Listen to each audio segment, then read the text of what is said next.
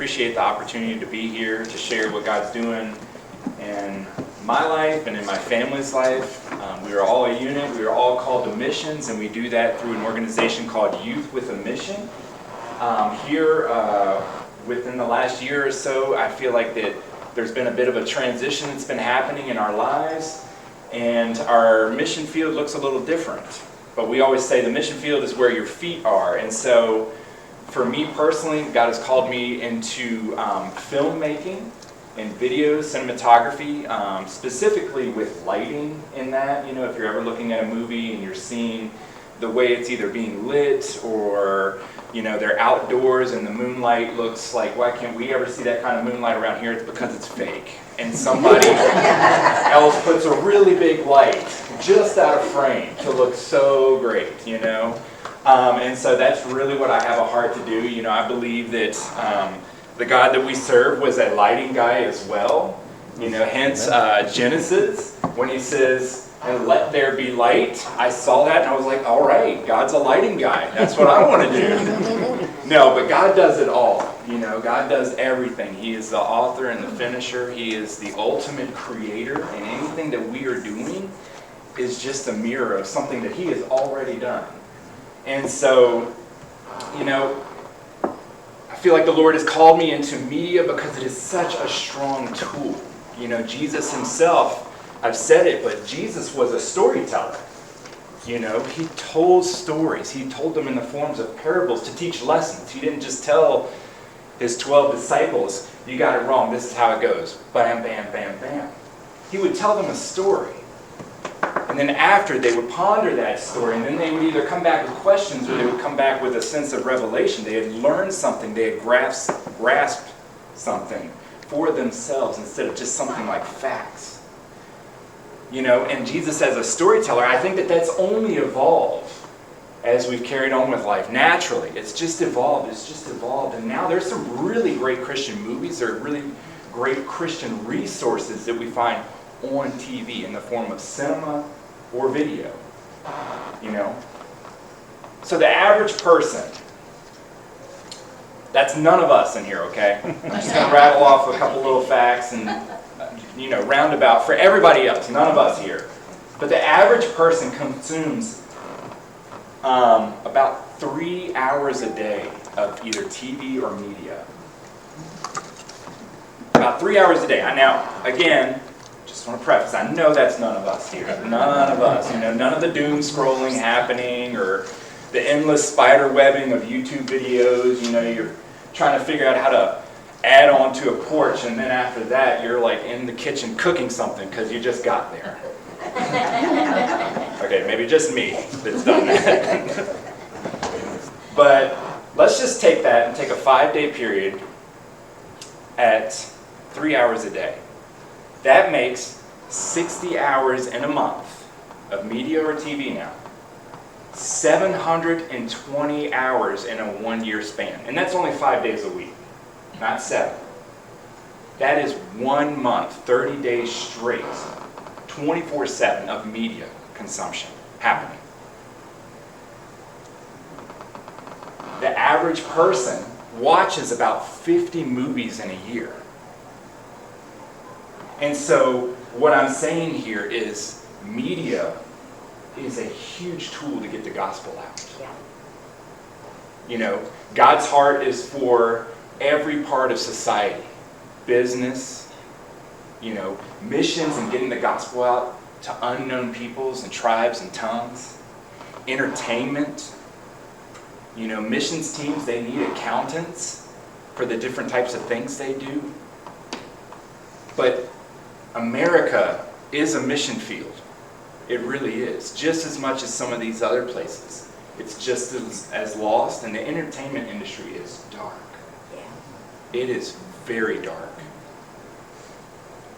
There is a roundabout number that for every 17 crew members on a film set at any given time, there may be 1 or 2 professed Christians. Professed. Nominal, maybe. And so the film industry needs the gospel. And sometimes that needs somebody going from the inside out, infiltrating the system. You know, we hear about all of these different things that happened in either combat or war or something like that. And it was because people infiltrated the system from the inside out, as opposed to just blasting from the outside. They're all armored and ready, but they're vulnerable from the inside. And so I'm not saying that I'm necessarily called to Hollywood itself, but I know the Lord is calling me to film and video. That could be anywhere from helping out churches and their media team on up to being in Hollywood, getting the gospel out, continuing to encourage people. And sometimes in some ways, with the way media and stuff is, that might be your only way of reaching people here in the States. We talk about third world countries and going out to tribes and stuff, but what about here? There might be people that never leave their homes. They don't go to church maybe, and they're seeing things online, but from Monday to Saturday, what are they watching? What are they seeing? And so media is a huge tool in getting the gospel out.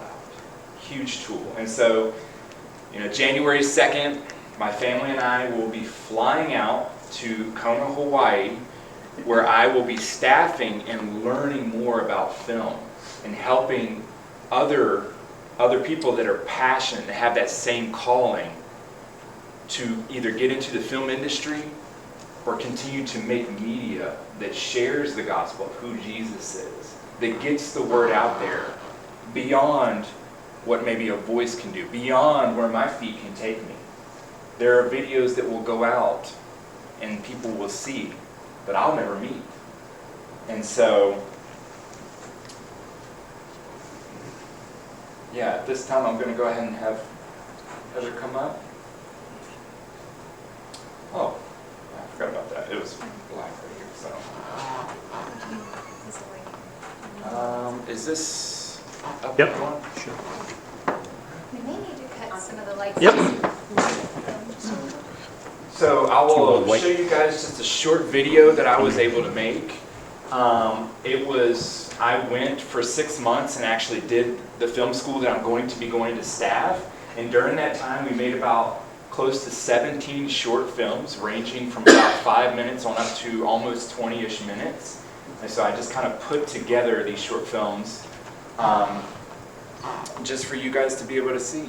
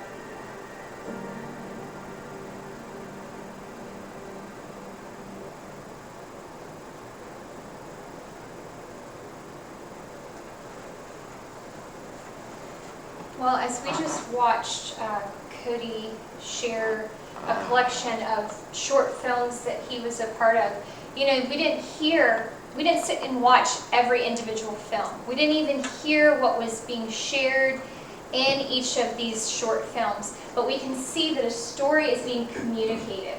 A story that even as you watch, without hearing words, emotion is conveyed. And you can pick up on feelings that are happening maybe within that short film. And so our hearts, as Cody said, is we want to go into this dark industry and communicate and capture the heart and the emotion of one of the greatest stories ever told, which is the story of the Bible, the story of God's redemptive plan. From front cover, as he mentioned, referenced Genesis, all the way to the book of Revelation. This is God's story to us, of him coming after each one of us and redeeming us and setting us apart to bring us back to him, to bring us back home with him. Where there was a separation, right? There was a great divide called sin that entered in. And God said, I'm not done with the people I created. I have come to set the captives free. I have come to redeem and to restore. And so our hearts are to go and get the story out through means of filmmaking, as you have just seen up above. But our hearts, as you can see, this is Cody's passion, and this is his main heart. I have no idea how he did any of that. I look at that and I'm like, that's amazing. This looks like a Hollywood quality film. How did you guys do this? And yet I don't have that gifting. I don't have those skill sets. But I do see that this is a need. And we as a family stand behind him and say, yes, whatever it takes, yes, send us, we will go. But as we are going and we share, well, where are you going? We say a little word, a little name of a place, call it Hawaii. And people are like, everything changes. They're like, yeah, I'm tracking. Huh? You're going to Hawaii? Why Hawaii? What's there? Like, oh, come on. That's like a vacation destination. What are you going to have? Missions in Hawaii? And so today what I want to communicate is a little bit of the history of why Hawaii. I want to communicate the history of the islands themselves, but I also want to communicate our story and our history of why Hawaii for our family. So for Cody, he is going to be going and he's going to be working at Youth with a Mission as our organization. We've been a part of them for 10 years this upcoming week. It'll be 10 years that God sent us out as full-time missionaries. So thankful for that. Praise God. It's a week we're reflecting and we're in gratitude. Super thankful to God and for you all. You all have been a part of that journey through prayer, through finances. You guys have sown into the nations that we have been called to go into for 10 years. And so thank you so much. I wish I could share more of the stories of the last 10 years, but we don't have that kind of time. So I just want to say a thank you to you all this morning. But in this call, we have felt that Hawaii, again, is more than just this location. There's a university there within Youth with a Mission, and it's called the University of the Nations. And we have a college where missionaries can come and receive training for specific skill sets. Not just filmmaking. We have lots of people who are going to learn and study the Bible, more like seminary style study. We have people coming in, mainly women who are learning how to be midwives on the mission field. We have people who are coming in as nurses and other medical professions who are getting more skill sets and more training and going on ships and going to indigenous people groups with their medical skills and training. And so missions is a very broad network of people with different skills and gifts and passions to reach the lost. And so we are going to be working at the University of the Nations, which happens to be located in Kona, Hawaii. And so I'm going to share more of how the university started in a little bit, but that is why we're in Hawaii, because this is where the university is located, and this is where the school is located that Cody wants to really help train other missionaries who say, yes, I want to get into the film industry, send me, but they might not know how to operate lighting or a camera or what specific gifts or skills they need to do that job set. So that is a part of our call to Kona. I'm not techie, so, what is this? I don't know, there's a weird screen up here. I am the first. Like, here he is over making films, and I'm like, I don't know how to turn my phone on. And I'm in control of electronics right now. Thanks. So I need the other screen, sorry. The one that you had, the next one. Sorry, you know. High maintenance. I don't know what I'm doing, and then I'm high maintenance at that. Sorry. Can't do that. Can't find it. Is it on that one? Okay. Technical failure. Well, as he's trying to help the technology move along, I can still share a little bit of what I was going to say. Maybe not, because I'm on the Bible right here.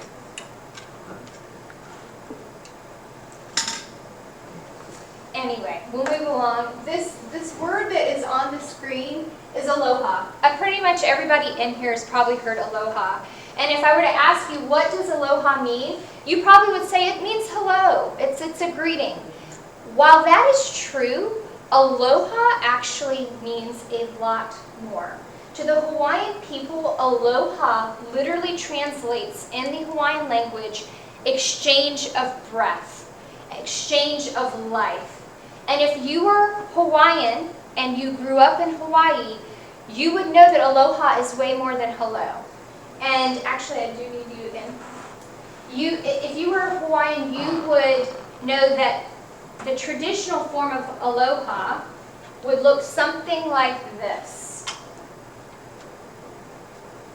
You would go to one another, forehead to forehead, eye to eye, and you would say, aloha. Aloha. And in this, literally, there's an exchange of breath that happens, and it means we are connected. Our lives are connected. And so I wanted to share that visual because in the Hawaiian culture, we had seen this happen. And we're like, what is going on? And then while we were there for the 6 months of training, we learned that aloha is a part of the culture that actually communicates the heart of God. Where do we see aloha happening? Right in the start of our story. In the book of Genesis, God creates Adam. And the very first thing he does, he creates his unformed body, and then he breathes life into Adam, and Adam comes to life. The Hawaiian people, before they knew the gospel, were already expressing the heart of God. Why? Because their original design, their creative design, was they were created by a maker, and that maker was God. They just didn't know him yet. And so deep within their culture, they embraced this aloha, this exchange of breath, even in their greetings. They also, as you see pictures or hear about Hawaii, you may, this may be what's coming to your mind. Even this music, you may be hearing this in your mind like, oh, I'm feeling a little pina colada and a sit in a chair coming about in my life. I need this. And what I want to say is, yes, while Hawaii is full of beautiful sunsets and beautiful beaches, and it's a location in the world that has the most rainbows per day, per year. It is full of beauty, but the people group that have lived here, known as the Hawaiians, there's so much more to the eye than what you see. This land that you see in Hawaiian, it's called the Aina. Aina means land, and the Hawaiian people care for their land very deeply. They have great history of growing things, not just because of the volcanic fertile soil, but because it's a part of who they were to care for the land, just as they care for one another. Something else that you will find and see in the Hawaiian culture is their value of family, which is also called ohana. Ohana means family in Hawaiian. You will also see they have a great love for their kiki, which is their children. Kiki is the word for kid or children in Hawaiian. And so there's this deep, rich culture that has been embedded and ingrained in these people even before they knew about God. But again, I said I was going to take you on a little bit of a historical journey today. And what I'd like you to do is, we're going to do this pretty quickly for the sake of time. I'd like you to just kind of, don't space out on me like we're in high school again in a history class, like, I'm going to try to keep your attention, but I do need to share this part of the history so you really know more about Hawaii than what you just saw on the previous slide. Okay, so let's get with me. We're going on the boat. We are Hawaiian today. We are on this boat and we're traveling, and we're from these islands deep down in the South Pacific. And we stumble across these other islands. It's about the thousands BC, and we are AD, excuse me, and we find this land. And the people here, they not only discover the land, they discover there's multiple islands, and they set up home, and they take the aina and they make it home. They grow things, and they're able to live and thrive. They do this for quite a while. And then, lo and behold, in 1778, knock, knock on the door, or we would say, anchor of the ship, ahoy matey, some Europeans find these islands as well. And they're like, wow, there's beautiful land, there's beautiful resources. This man who first discovered the Hawaiian Islands, his name was James Cook. Yes, he sounds a lot like, if any of you remember the movie from the 90s, Captain Hook or Hook with Robin Williams in it. I thought that was kind of funny. We watched that last night, and I was like, James Hook. A lot like James Cook, who found the Hawaiian Islands. Well, he comes and he sees these islands, and again, he's not just thinking beautiful land. He's actually thinking, how can we have some of these resources? How could we have some of this land? Well, he goes back to Europe. He tells his friends, word gets around. We've discovered new land in the South Pacific. Well, along with that comes whalers and other people coming to exploit the land. Now, remember, I told you the Hawaiian culture, they're big on aloha. They're big on family connections. They're hospitable people. They're not like really evil, ravenous tribe of people that, you might come on the shore and they're going to eat you. There are those people in the world. That was not the Hawaiians. They were like, aloha, welcome to our land. We accept you. Come on in. Well, unfortunately, that part of who they were was exploited. And we have these whalers come in and lots of other people. And now they're prostituting the women and they're causing great harm. And so there's relationships that are beginning to deteriorate with foreigners coming into the islands. But the Hawaiian people stand strong. There's also sickness and disease that's introduced. About half of the Hawaiian population is decimated at this time. I told you, they discovered multiple islands, so we had multiple kingdoms. They were multiple governing chiefs and kings on each island. Along comes this one man here, over here, this first picture. His name is King Kamehameha, sorry, the Hawaiian names. King Kamehameha the First. He comes into reign and he says, this isn't good, we're all separated. We need to unite. We're going to be stronger together as one kingdom. Where does that sound familiar, right? The kingdom of God. A house that is divided cannot stand. Remember, we're seeing these overarching biblical things in a people group who doesn't even know God yet. But he says, let's unite. Well, he unites, and in that process, there's battle, because not everybody wanted to come under one king. But this king was successful. Again, he stood and said, we're going to be stronger together than we are separated. And in that, there's a guy named Henry you'll find in the middle. He becomes orphaned in that struggle for unification of the islands. And he's orphaned for quite a while. And he's just kind of sad on the islands. And, he's just like, there's got to be more to my life. He ends up one day seeing a boat out, anchored, and he swims to it. And he says, I'm going to see if I can just at least be brought aboard. And maybe they'll take me somewhere else, wherever they came from. He does that. He swims to a boat. They welcome him ashore. They end up bringing him back here to the mainland USA and the Northeast. He goes to some of the colleges that are up in the Northeast, Christian colleges. I cannot remember which one, but if we know any, probably Ms. Roberts and other people in education know, Yale, Princeton, Harvard had historically Christian backgrounds. He goes to one of these universities in that part of the world, or the U.S., and he studies, and he's a brilliant guy. He ends up studying, and he ends up finding out about Jesus, and he ends up giving his life to Jesus. And when he does that, he says, my Hawaiian people need to know the true story of the gospel. They need to know about Jesus. They need to know about God. I want to go back and take this message to my people. He gets typhoid, and he dies. Super sad, right? But God uses friends of Henry, as well as others who were debating. Once they heard about these islands, they thought, oh, they're savages. They can't, they're too stupid to learn. They're not going to be able to hear the gospel. But God uses Henry, and they say, but look at Henry.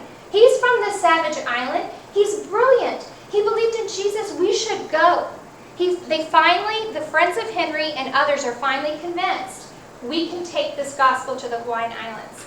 So they board a ship called the Thaddeus, which means gift of God, and they arrive in the Hawaiian Islands. They then are there, as you see this picture, they're sharing the gospel with the Hawaiians. Many people are curious. Many people are accepting Jesus. The Alihi, which is the reigning royal governors, the king, all the royal people, they're called Alihi in Hawaiian. They hear this message, and queens and different people in positions of power also begin to get saved. And they say, missionaries, please come on in, teach us more, tell us more. In the first 10 years of missions in the Hawaiian Islands, over 200 churches are planted. The churches and schools. The literacy rate goes to 95%. Again, educators in the room, that's huge. 10 years and you enter a people group and 95% literacy rate in only 10 years. God, right? God is doing amazing things. Well, what ends up happening? The missionaries are there for a while. It's going well. They've been supported by the church back in the Northeast. The mainland churches have been sending them financial support. They decide, no, can't do this anymore. You guys should self-sustain. Figure out how to grow stuff yourself. Figure out how to make your own money. We are going to go ahead and stop supporting you. One of the biggest mistakes that the church back in the mainland USA could have made. Because what happened then, these missionaries were there, they're a little panicked, I don't know how I'm going to survive. Right now we've been living with the people and not encroaching upon any other resources. Now we have to figure out how to share resources. Well, this king here, Kamehameha III, he's the third in succession obviously, he says, no, you missionaries have been doing so many good things, please don't leave. I will sell you land for really inexpensive. So he does this. A lot of the missionaries stay. Some do go back to the mainland. And then what they end up doing is they end up starting sugar plantations and pineapple plantations. Does the name Dole ring a bell for anybody? Anybody bought any Dole pineapple this week to put on their ham? Well, this guy is one of the, Sanford Dole is one of the grandchildren of Daniel Dole, one of the original missionaries to Hawaii. And I wish I could stand here and say a bunch of praises about Sanford Dole, but I can't, because he ended up getting really greedy, and although he was born and raised on the Hawaiian Islands, his mother died. He was even nursed by a Hawaiian woman. He was brought into the culture. He was a part of the ohana. He ended up turning his back on them, and he ended up betraying them for land and money. And he ends up leading a coup along with others that end up overthrowing the Hawaiian queen. At this point, missionaries have done good things, and right now in history, missionaries have now betrayed the people. They've taken over their government and said, the U.S. is boss here. And so the Hawaiian people were very devastated to have their kingdom lost at the hand of the U.S. And so there's more history. I don't have time to get into the nitty-gritty, but we end up overthrowing the queen. We end up making the Hawaiian Islands a U.S. territory, and then by 1959, we have now made Hawaii a state, and we took over a nation. And it is a sad history because they wanted to be independent. They loved having us. It was a blessing until it wasn't. And I'm proud to be an American, as many of us probably in this room, but sometimes I'm not proud of our history and how we went about doing things. And today, part of my heart is to share that our call as a family is to redeem what the original missionaries came in and stole. We want to go to the Hawaiian Islands, and we don't want to be a burden. We want to go in and be a blessing. We want to be a part of them, their people group being restored. Because in those years where things got really wild and the U.S. took over, they also banned things like their Hawaiian language. They said, you just use English. They also banned things like hula, which hula is a dance that a lot of us think like, what is going on? But in Hawaiian culture, it's telling a story. They tell a story through dance, and it used to be used to worship foreign gods, but once they came to Jesus, they told the story and worshiped Jesus through this dance. And so the missionaries just, again, fell off the wagon and started to get really wild and legalistic, saying, hey, this is savage, let's get rid of it. And so today we're trying to redeem the native Hawaiian language. We're trying to bring back hula. And where does this enter in for YWAM Kona, or Youth with a Mission in Kona, Hawaii? They purchased land at a really cheap rate on the island where this land had originally been given, or not given, but had been sold to missionaries for a really cheap price. Remember when that king came and said, hey, please stay? Well, it ended up being passed down. Somebody made a hotel out of it. The hotel went south and was dilapidated and falling apart. And God said, YWAM, I want you guys, told the leaders, I want you guys to go to Kona, Hawaii, buy this land, and to revitalize it. And so the campus where we will be studying and hopefully living is a part of the land that's been redeemed for good. And again, where the missionaries came in and did harm, we are missionaries now coming to say, look, we don't want to take your resources. We want to bless you. We want to restore back what was taken, and we're sorry for the betrayal that happened, not just from the American people, but because of the missionaries who loved God. Because in the overthrow of the Hawaiian government, the Queen had become a believer, and she even went to D.C. with her Bible, and she said, listen, you people taught me these ways about living, and what you're doing is wrong. You're going against what you taught us not to do. Unfortunately, again, greed and lots of other political powers overshadowed even that truth. And so we feel called as a family, not just to filmmaking, but to being a part of redeeming what even the original missionaries to Hawaii basically destroyed. And so one of the things, it's 12 o'clock though, I'm like, it's okay, I'm almost at the very end. One of the things that we do when we open a new school, not a new school, we have a school, but within the school we run classes 4 times a year. So each quarter we have a different school coming in for training, and they are there for about 6 months or so.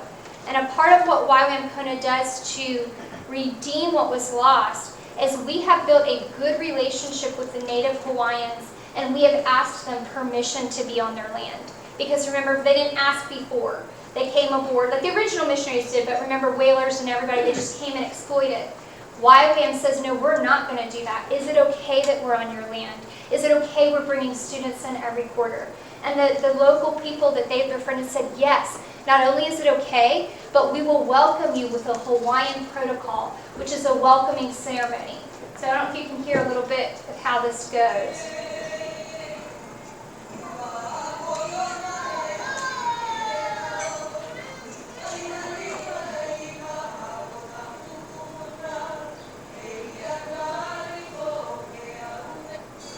So they welcome us in, and then we bear gifts from, like I will bring a gift from Virginia when we go and we start the quarter in the winter, saying thank you again for allowing us on your land. Thank you for bringing us into your ohana, your family.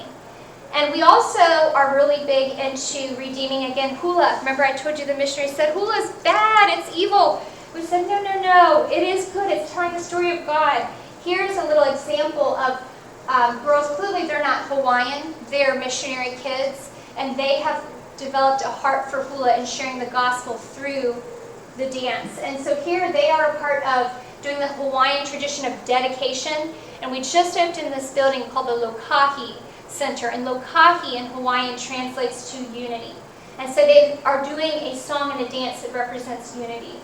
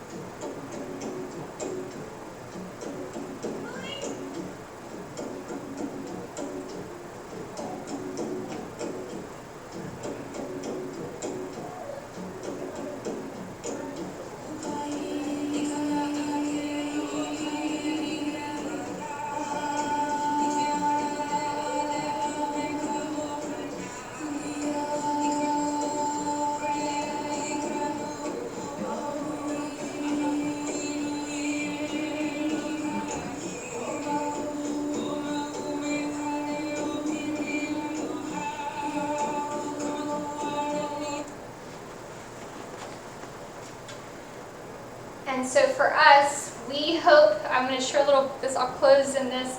We hope to learn more of the Hawaiian culture, the Hawaiian language. It is on our heart to come in to be a blessing.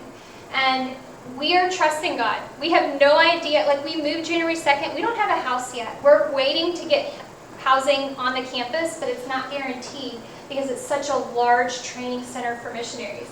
So we are trusting God, and we are believing that He's not only faithful to our family, but He's faithful to the Hawaiian people. And He wants redemption for them.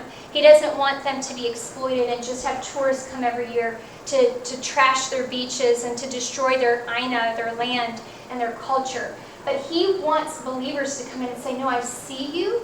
Your values matter. What you believe matters.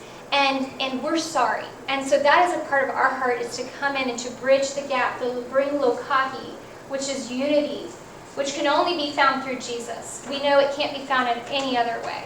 And so we want to be a part of unifying and redeeming what has been taken from the Hawaiian people. And so we hope to learn the language for now. I'll let you listen. Landon is the one who has learned the most Hawaiian out of all of us.